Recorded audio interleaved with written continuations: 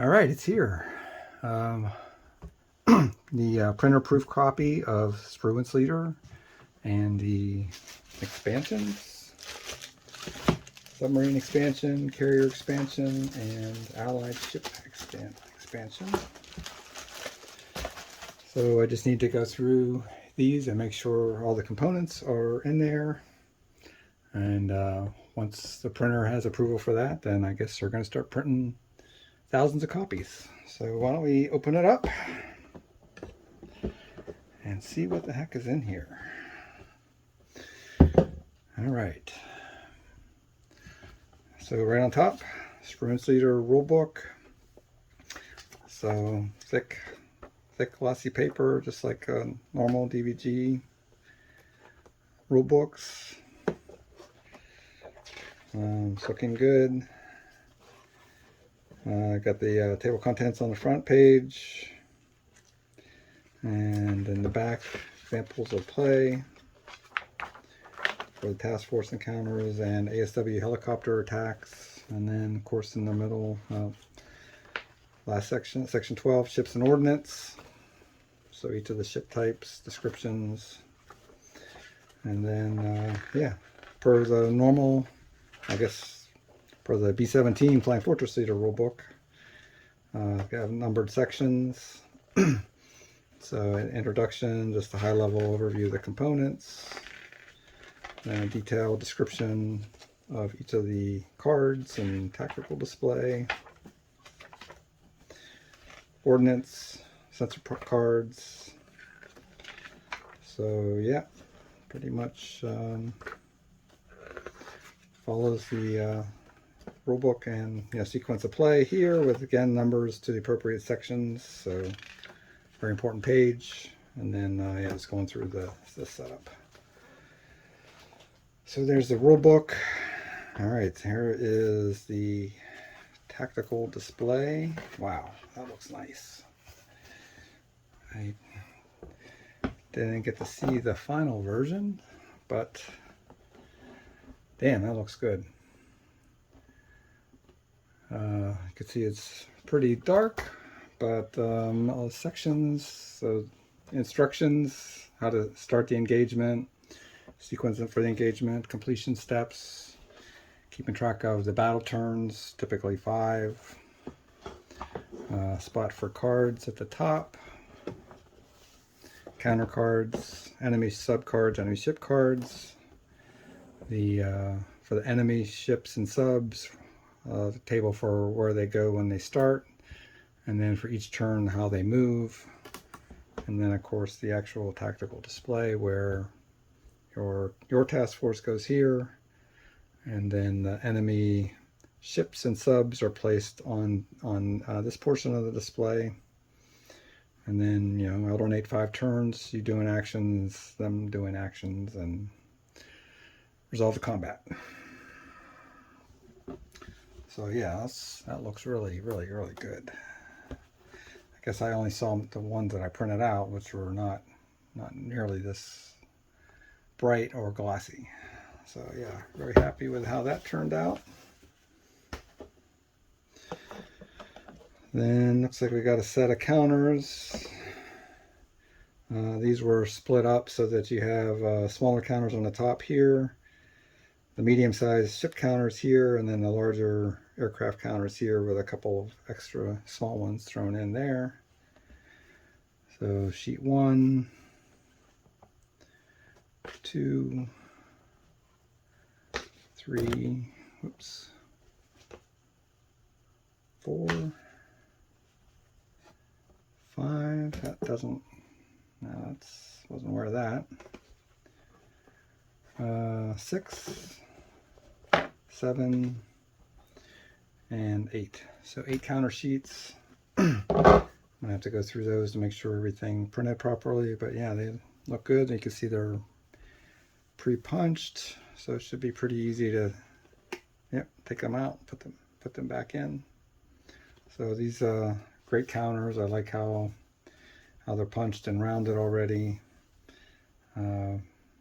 Very good. Pictures look good.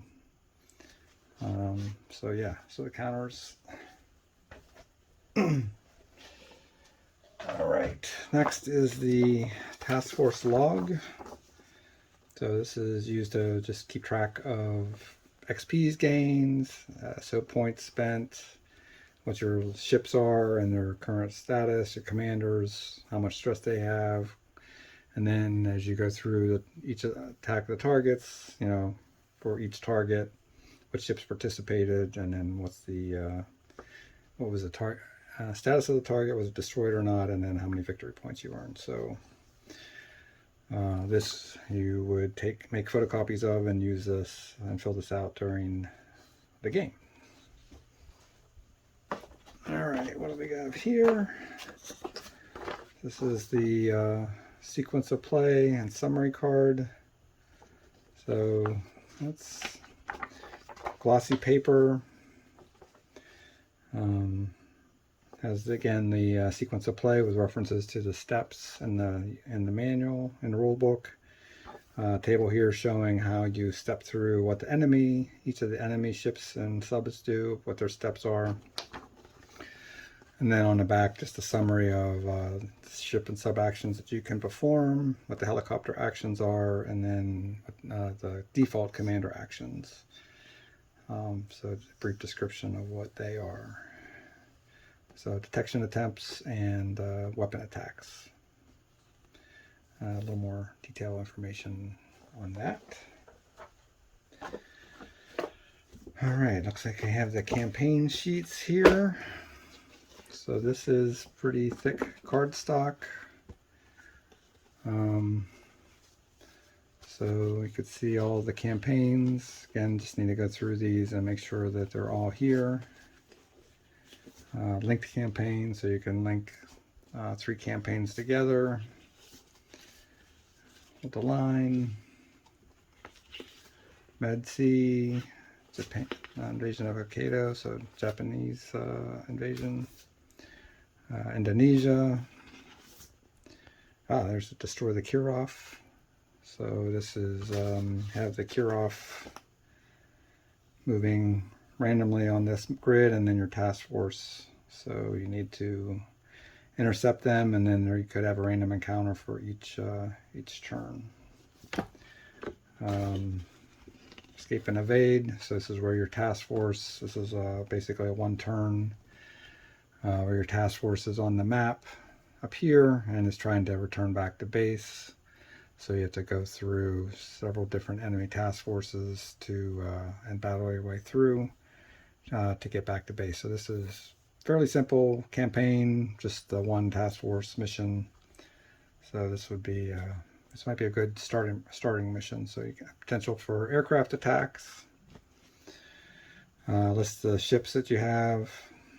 And then some of the ships are going to be damaged as they head back to base. All right, turn off the sprinkler. And then finally, yeah, Falkland Islands, Cold War. So again, task forces coming in, and you're going to be attacking various targets. In some cases, air attacks from Argentina, and then landing troops, patrolling exclusion zones, attacking the South Georgia Islands. So yeah, so this is the Falkland Island campaign. All right, finally the cards. Well, I have the die. But finally the cards. So there's 4 packages here. A lot of cards. So I am going to go through these, and again I have to double check that all the cards are here. Let me stop and open them up, and then we'll look through them. Okay, so let's have a look. These are the ship cards. So you can see that there's a lot. Each ship has 3 cards with the 6 different skill levels. So novice, green, average, skilled, veteran, and then warrior. So Um, ships start out at various skill levels depending on the campaign. And then as you're playing the campaign and they earn experience points, they can increase their skill level. So you could see here that the stress values start here 0 to 4. And by the time you get up to veteran, 0 to 7. So 0 to 8 for warrior. So as they get better, they can handle more stress. Typically the noise management, torpedo defense, and missile defense values also increase, along with repair values, they increase.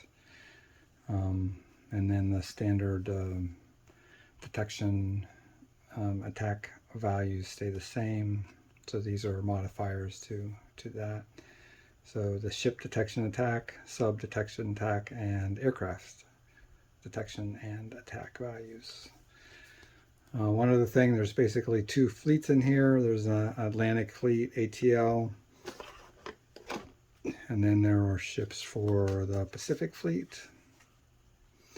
So for some of the scenarios that are in Europe, they're going to be using the Atlantic ships, and then the ships for the campaigns in Pacific, Indonesia, you would be using the Pacific ships for those. So yeah, the cards are nice and thick. They look great. So that's the ship cards.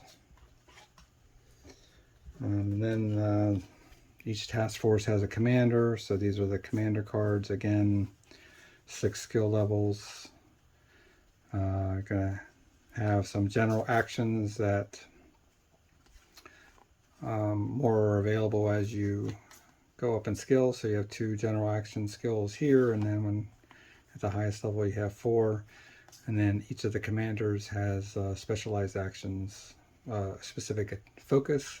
This is attack focus for young, and then specialized actions based on that focus area, where, for example, you could spend an action to increase add a torpedo attack modifier to a torpedo attack. Again, stress ranges here, and then the number of actions that are available, fast and slow actions. So for young, when he's a warrior, he gets 2 fast actions. But as a green commander, he starts out with 1 slow action. So the slows after the enemy has their turn, after the Soviets have their turn. All right, helicopters. So various helicopters that your ships can have deployed with it. Event cards.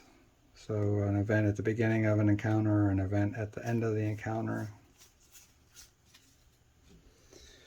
Optional sensor performance cards. So you could use these to that would modify your detection values for enemy subs. They can be above or below the thermal layer, and so there'd be modifiers for that.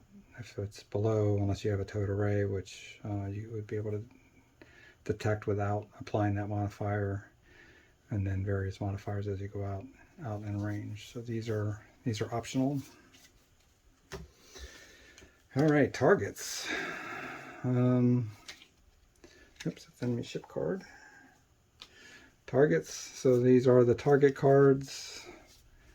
Again, they're numbered. The numbers will be referenced on the campaign sheets. So you see the numbers here on the map. So these are the target numbers that would apply to this particular campaign. So you find those targets, pull them out, and create your target deck.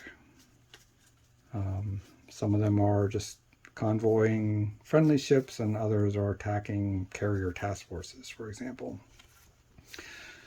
Enemy ASW forces, wolf packs. So there's a whole host of targets, convoys, assault forces, armed merchants, defenders, missiles, Soviet missile sub, the big one, air bases. So there's some targets you can attack with your Tomahawk missiles, your TLAMs. So that would be a T-LAM strike for these, and these can also be used in the carrier expansion to do a squadron attack or aircraft strike from the carrier. All right, enemy ship cards. That's not a ship. So here's the ship cards for the Soviets. So actually these are the Argentina ones, aren't they? Yep, ARA. So these are Argentina ships for the Falkland Islands campaign. And then we get into the Soviet ships. So some of these ships have a star, which means if you are in a random encounter with them, you know, you have to destroy them. And if you don't in that random encounter, then the mission's over. You failed the mission. Bunch of different ship types in here. Some of them are cargo ships. A lot of destroyers, corvettes, cruisers, frigates. I guess frigates, not corvettes. Yeah, so different modifiers for how they are placed and move, how many contacts they can attempt to make of your ships. So this one would be one. And then again, it's just like the Allied ship cards, detection and attack numbers for ships, subs, and aircraft. And then they have special instructions, and then they have noise management, torpedo defense, and missile defense values as well, and hull values for how many hits it takes to sink them. So that's the ships. There are some enemy ship cards that say special mission only, so these aren't included in the ship deck when you're playing a campaign. So these are special ship types that are mentioned in, for example, the target cards. You know, one of them might be Attack the Kiev Task Force. So then this would be one of the cards that you use when you finally attack the target task force. Enemy subcards. So various enemy subs, diesel subs and nuclear subs. Obviously a wide range of capabilities here that can be attacked. I think this is special mission only, so that's the that's SBN. Yeah, so, and then finally the encounter cards. So these are, you know, based on the activity level modifier for the campaign, on the campaign card for that track. The random encounter enemy task forces are placed on the campaign sheet randomly. So you roll here, and then maybe if you're going after target 28, you would have to see if you have an encounter here and an encounter here. If you're going all the way out to target 22, then you would have to work your way through all of the enemy task forces before you can attack the target. But first you roll for the activity level. So some of these encounters might be no encounter, which would be nice. Others are low activity level or high activity level. And so the low activity level cards, so if you have a low, this identifies the number of ships and random cards that you draw. Some of them have specific ship types or subtypes that are referenced, so you would pull those out. So if it was low here, you draw 2 random ship cards, 1 random sub, and then find the three the cargo ships. And if the activity level was high, then you draw 4 ship cards, 2 subs, and then the same 3 cargo ships, with the objective here being you earn SO points as you, in this case, destroy the cargo ships. So a lot of different types of encounters random encounters that you could have, again, based on the activity level. Some of these with a carrier expansion, you can attack them with a strike force. So if you send a strike force against them, this is their defense value and hit points required to destroy it based on the activity level. and then victory points that you earn if you destroy that enemy task force. And some intel, whether it's a surface or a submarine encounter, although that's not always going to be the case. Yeah, so this one's a submarine intel, but then oops, no subs, no ships there. All right, well, I'm not finding any, but so intel just gives you a general idea of what type of enemy you're going to be going up against. Okay, I wasn't going to do the expansions, but you can see here's the Allied expansion, more cards. So these are the Allied ships and the counters and ordnance associated with that. Looks like there's 2 counter sheets for that one. A carrier expansion. So carrier ship cards here, squadron cards, additional target cards. You have this carrier airstrike card, and then additional campaigns and encounters for that.